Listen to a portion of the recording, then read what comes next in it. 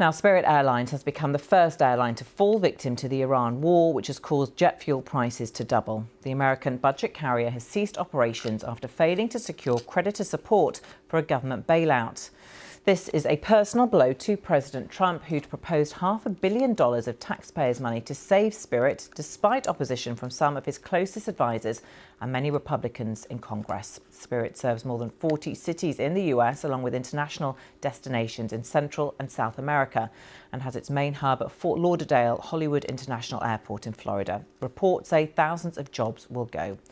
Well, let's get more on this with Paul Charles, an aviation consultant and founder and CEO of the PC Agency, who advises airlines on managing crises. Well, Paul, welcome to you. This is an absolute crisis for this airline, which has now gone under. Tell us more about them. And I guess this was expected given its financial circumstances.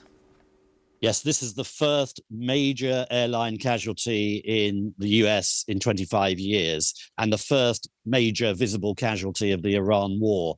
The writing was on the wall, really, for Spirit in the last few months. It's been through bankruptcy over the last couple of years, but earlier this year was really trying to shrink down in size to save its costs. And eventually, just 24 hours ago, it became very clear that Spirit would be unable to get financial support or backing, enough money from the US government in particular, to be able to carry on trading. And once those rumors start, I'm afraid people stop buying tickets and the airline faces an even more precarious future.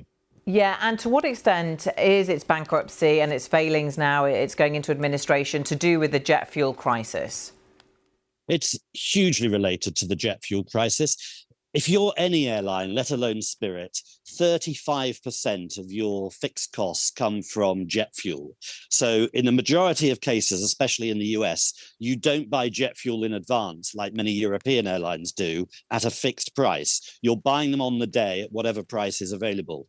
And the price of jet fuel has soared in recent weeks, pretty well doubled to $5 or so. And that's simply unsustainable for most airlines. Spirit was already in financial dire straits, and therefore that higher cost, if you're paying double on 35% of your fixed costs, it's simply unsustainable. And this crisis and the jet fuel price increase very much down to the war in Iran and the closure of the Strait of Hormuz, via which that jet fuel travels. So where is the industry now in terms of looking forward to managing those costs and also trying to mitigate for the fact that jet fuel isn't coming through? Well, in the short term, of course, there are tens of thousands of passengers affected today, some 60 to 80,000 people who will be waking up this morning here in America, and they won't have a flight to be able to take. So in the short term, many tens of thousands of people affected, other carriers trying to obviously sell them tickets at a cheaper price. But other carriers are also in the spotlight.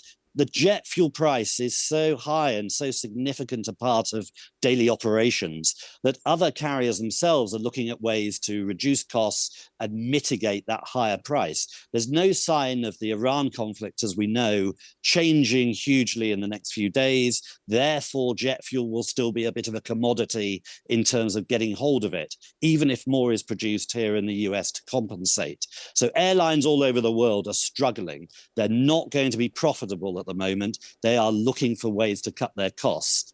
There are some big guys with huge pockets, with huge amounts of cash, but I think you'll find some smaller carriers will go under and will be facing more of these circumstances in the next few days with smaller players. And what about larger players going into the summer season as people try and plan their travel? Are we going to see, do you think, lots of flights being cut, cancelled? We're already seeing cancellations by some of the major carriers. They are trimming their fleets. They're trimming their flight schedules. Lufthansa is a good example, which has pretty well cut 20,000 flights for the foreseeable future. In the UK, British Airways and Virgin Atlantic are changing their operations. Now, of course, they have deeper cash piles, especially British Airways, which is part of the huge IAG group. So they're more protected. But at the moment, the best thing for any passengers to do is to keep booking, especially with the bigger players. Paul, thank you so much for joining us and your excellent insights as always. Thank you.